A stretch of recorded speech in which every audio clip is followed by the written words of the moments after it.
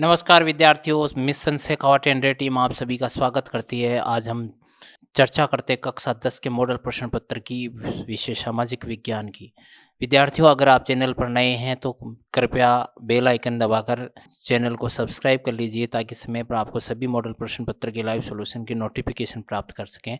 तो आज mission Shekhawat Andre team द्वारा तैयार माध्यमिक शिक्षा बोर्ड परीक्षा हेतु कक्षा 10 का सामाजिक विज्ञान विषय का सोशल साइंस का जो मॉडल पेपर है उसका हल करवाया जाएगा। तो स्टार्ट करते हैं। खंड ए जो है प्रश्न संख्या 1, निम्नलिखित प्रश्नों को सही विकल्प चुनकर उत्तर पुस्तिका में लिखना है। प्रत्येक प्रश्न 1 अंक का। पहला प्रश्न जो है, गुप्त साम्राज्य में कौन से शासक को महाराज की उपाधि दी गई है? तो विद्यार्थियों, आपको स्पष्ट पता है महाराज की उपाधि श्रीगुप्त को, घटोत्कच, समुद्रगुप्त और स्कंदगुप्त 4 ऑप्शन दिए गए हैं। तो स्पष्ट पता है कि जो महाराज की उपाधि है श्रीगुप्त को दी गई थी। प्रश्न संख्या 2 है, महाराज उदय सिंह ने अपना उत्तराधिकारी किसे नियुक्त किया? ऑप्शन है जगमाल, प्रताप, शक्ति सिंह और अमर सिंह। तो जगमाल को महाराज उदय सिंह ने अपना उत्तराधिकारी नियुक्त किया था। प्रश्न संख्या 3 जो है, स्वशासन आंदोलन या होम रूल लीग की स्थापना किसके द्वारा की गई? Mahatma Gandhi, Lala Lajpat Rai, Annie Besant, Subhash Chandra Bose. तो विद्यार्थियों, एनी बेसेंट जो श्रीमती एनी बेसेंट थी उनके द्वारा होम रूल लीग की स्थापना की गई थी। प्रश्न संख्या 4, यदि आप संसद के निचले सदन में जाना चाहते हो तो आप कहाँ जाओगे? राज्यसभा में, विधानसभा में, विधान परिषद में या लोकसभा में? विद्यार्थियों, निचला सदन लोकसभा कहलाता है, ये जनता का सदन भी कहलाता है और राज्यसभा उच्च सदन कहलाता है। स्वतंत्र भारत की प्रथम महत्वपूर्ण नदी घाटी परियोजना कौन सी थी? दामोदर घाटी परियोजना, भाखड़ा नांगल परियोजना, हीराकुंड परियोजना, चंबल घाटी परियोजना। तो इसका आंसर होगा भाखड़ा नांगल परियोजना। योजना आयोग की स्थापना किस वर्ष में की गई थी? 1947, 1952, 1950, 1948। 1947 में योजना आयोग की स्थापना की गई थी। प्रश्न 7 की चर्चा करते हैं। 1979 में प्रभावी उपभोक्ता मांग एवं न्यूनतम आवश्यकता पर कार्यदल रिपोर्ट निम्न कमेटी ने प्रस्तुत की। कौन सी कमेटी ने ये रिपोर्ट प्रस्तुत की थी? Y K Alagh committee, VM Dandekar committee, DT Lakdawala और सी रंगराजन। तो वीएम दाड़ेकर कमेटी ने ये रिपोर्ट प्रस्तुत की थी। प्रश्न संख्या 8, निम्नलिखित में से कौन सा सुमेलित नहीं है? विद्यार्थियों, गलती कर देते हो आप, सुमेलित नहीं है पूछ रहा है यहाँ पे। ए है जनांकीय, मानव जनसंख्या का वैज्ञानिक और सांख्यिकी अध्ययन। बी जो है आर्थिक विकास दर, वास्तविक राष्ट्रीय आय। सी जो है आपका आधार संरचना क्या है? वस्तुओं और सेवाओं का उत्पादन। और डी जो है अनवरत योजना, चालू योजना का निश्चित समय के बाद अद्यतन और संपादन। तो इसका आंसर सही होगा, सही, आधार संरचना, वस्तुओं और सेवाओं का उत्पादन।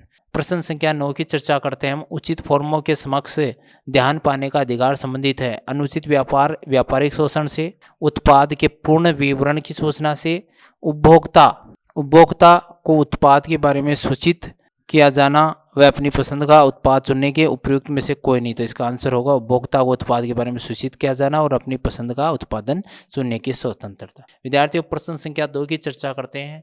किससे प्रेरित होकर सम्राट अशोक ने अपनी प्रजा को अभिलेख के माध्यम से संबोधित किया? डेरियस फर्स्ट से प्रेरित होकर।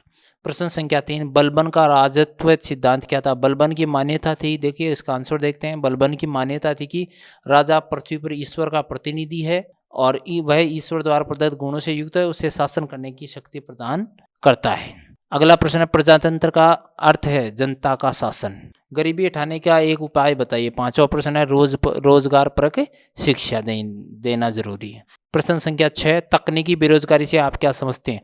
उत्पादन की तकनीक में सुधार व नवीन मशीनों के उपयोग से जो बेरोजगारी होती है उसे तकनीकी बेरोजगारी कहते हैं। एनएसएसओ का पूरा नाम लिखिए। National sample survey organisation.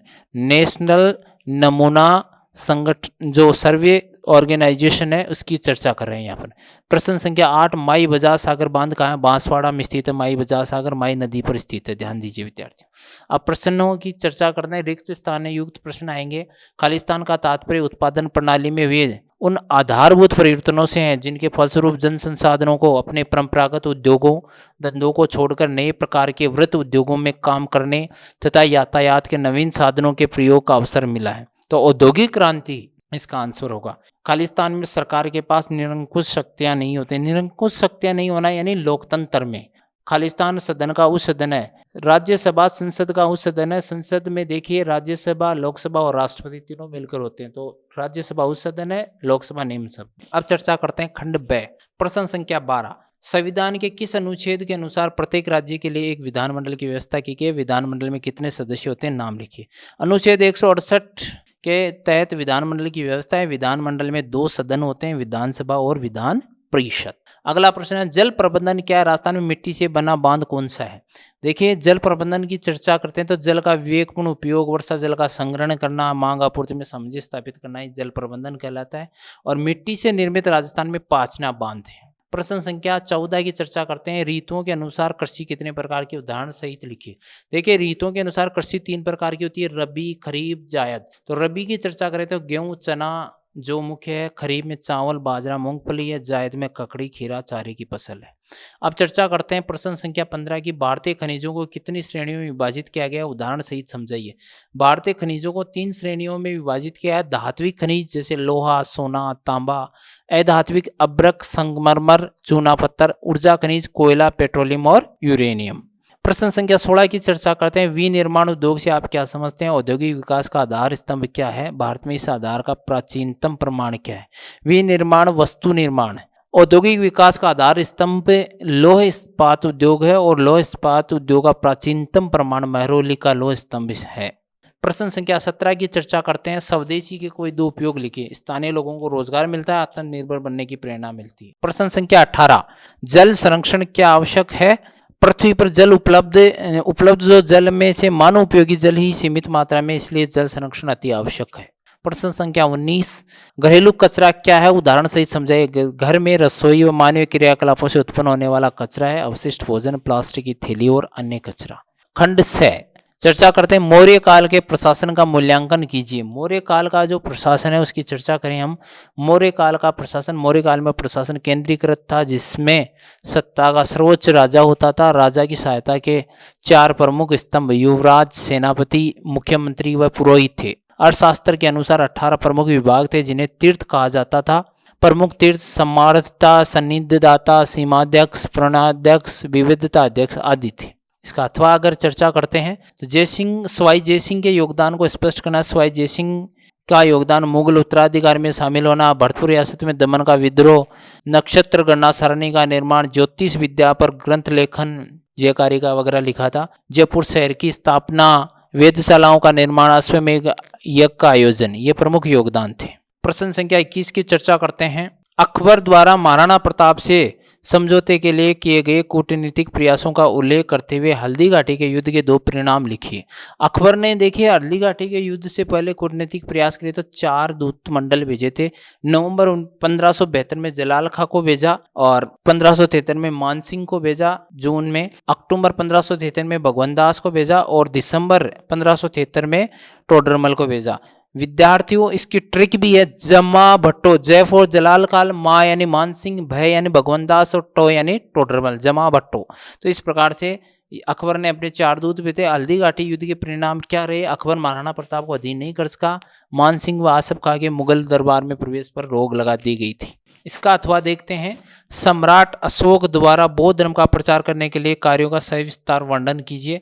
सम्राट अशोक की अगर हम चर्चा करते हैं तो देखिए, सम्राट अशोक ने बौद्ध धर्म के लिए अपने अनुयायी भेजे थे। अलग अलग जगह पर अपने अलग अलग अनुयायी भेजकर विदेशों में भी बौद्ध धर्म का प्रचार करवाया था।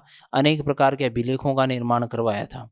चर्चा करते हैं, औद्योगिक क्रांति के कारण हुए कोई 4 पीढ़ी। औद्योगिक क्रांति के प्रमुख क्या परिवर्तन हुए होने से? ग्रामीण क्षेत्रों की अपेक्षा नगरों का अधिक विकास हुआ, उत्पादन वृद्धि स्तर पर हुआ, नवीन सामाजिक वर्ग का उदय हो गया, संयुक्त परिवार प्रथा का बिखराव हो गया। सब इसका अथवा देखते हैं, इंग्लैंड औद्योगिक क्रांति का जनक है, कोई 4 कारण स्पष्ट बताइए। इंग्लैंड औद्योगिक क्रांति का जनक क्योंकि देखिए, इंग्लैंड का विस्तृत औपनिवेशिक साम्राज्य था, अनेक औपनिवेशिक साम्राज्य देशों में स्थापित कर रखे थे।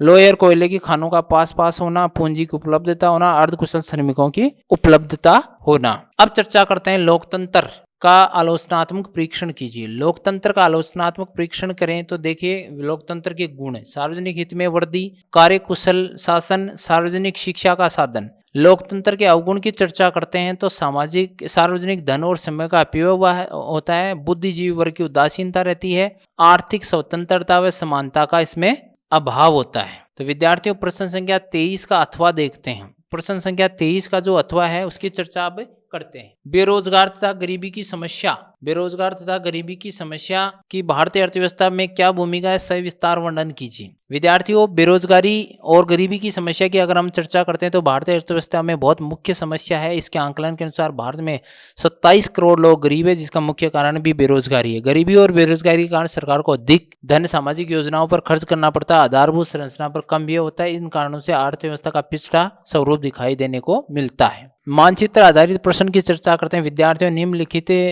स्थानों को अंकित करना। भारत के 5 प्रमुख पेट्रोलियम भंडार। तो विद्यार्थियों ये देखिए, बाड़मेर जैसलमेर में है एक तो पेट्रोलियम भंडार, दूसरा जो अंकलेश्वर गुजरात में है, तीसरा मुंबई हाई बेसिन में, चौथा कृष्णा गोदावरी बेसिन में, पांचवा डिगबई असम में स्थित है। तो यहाँ भारत के नक्शे को ध्यानपूर्वक देखना है। इसका अथवा देखते हैं। 5 प्रमुख कपास उत्पादक राज्यों की चर्चा करते हैं विद्यार्थियों। तो यहाँ देखिए, प्रमुख कपास उत्पादक राज्य गुजरात, महाराष्ट्र, आंध्र प्रदेश, पंजाब और तमिलनाडु है। तो ये देखिए, ये पंजाब है, ये गुजरात है आपका, यहाँ महाराष्ट्र है, आंध्र प्रदेश और तमिलनाडु। इस प्रकार से 5 प्रमुख कपास उत्पादक राज्यों की चर्चा हम कर सकते हैं। विद्यार्थियों, अगला प्रश्न है कि भारत के मानचित्र में ऐतिहासिक स्थलों को अंकित कीजिए। चंपारण, खेड़ा, दिल्ली, आगरा और झांसी, या इसका अथवा अमृतसर, कोलकाता, कानपुर, उज्जैन और पाटलिपुत्र। विद्यार्थियों, मानचित्र से संबंधित हमारे YouTube चैनल पर मानचित्र से संबंधित एक लाइव वीडियो बनाया गया, आप उसको भी देख सकते हैं और मानचित्र का काफ़ी हद तक आपको उस वीडियो के माध्यम से मदद मिल सकती है। कक्षा 10 का जो मानचित्र का वीडियो बनाया हुआ वहाँ पर, तो यहाँ पर इसका अमृतसर, कोलकाता, कानपुर, उज्जैन और पाटलिपुत्र इनके बारे में बताना है। तो आप बता सकते हो कि पंजाब में यहाँ अमृतसर है, कोलकाता यहाँ वेस्ट बंगाल में है, कानपुर यहाँ है, उज्जैन आपका मध्य प्रदेश में, पाटलिपुत्र बिहार की तरफ है। इसी प्रकार से चंपारण बिहार, खेड़ा गुजरात में, दिल्ली आपका यहाँ स्थित है भारत में, आगरा उत्तर प्रदेश में स्थित है, झांसी यहाँ पर स्थित है। इस प्रकार से आप आराम से मानचित्र को सावधानीपूर्वक हल करके 5 अंक पूरे प्राप्त कर सकते हो। और 5 अंक से संबंधित एक वीडियो स्पेशल बनाया हुआ है मानचित्रों का, आप प्लेलिस्ट में सामाजिक विज्ञान में देख सकते हो। प्रश्न संख्या 26 की चर्चा करते हैं। वीर तानाजी मालुसरे कौन थे, वह इतिहास में क्यों प्रसिद्ध है। वीर तानाजी मालुसरे शिवाजी के बचपन के मित्र और हर युद्ध के साथी थे। शिवाजी की तरफ से कोडना के किले पर विजय की जिम्मेदारी तानाजी राव मालुसरे ने ली और अपने भाई सूर्या सेलार मामा के साथ लेकर 342 सैनिकों के साथ कोडना किले पर विजय हासिल की। तानाजी की स्मृति में कोडना के किले का नाम बदलकर सिंहगढ़ रख दिया। अब चर्चा करते हैं भारत में स्वतंत्रता संघर्ष के प्रारंभ और प्रसार का वर्णन करना है, या इसकी टिप्पणी देख लीजिए। भील विद्रोह, बिजोलिया और रोलेट एक्ट, इन पर टिप्पणी करनी है। देखिए, भील आंदोलन की चर्चा करते हैं तो भील जनजाति पश्चिमी तट के खानदेश जिले में निवास करती थी। 1812-19 में भील जनजाति ने अंग्रेजों के विरुद्ध विद्रोह कर दिया था। विद्रोह का कारण था कृषि संबंधी कष्ट और नई सरकार में भय। अब चर्चा करते हैं बिजोलिया किसान आंदोलन की। बिजोलिया किसान आंदोलन की अगर हम चर्चा करते हैं तो देखिए, जागीरदार पृथ्वी सिंह ने 1913 में साधु सीताराम दास के नेतृत्व में बिजोलिया किसान आंदोलन शुरू हुआ था। के समय की बात है, पृथ्वी सिंह के समय की। 1916 में विजय सिंह पथिक ने ये बिजोलिया किसान आंदोलन का नेतृत्व संभाला। बिजोलिया के किसानों पर 84 प्रकार की लाख बाग बेगार ली जाती थी। इससे परेशान किसान हो चुके थे। 1922 में बाड़ सरकार से समझौते में 35 प्रकार की लागतें माफ कर दी गई थी। Roulette act,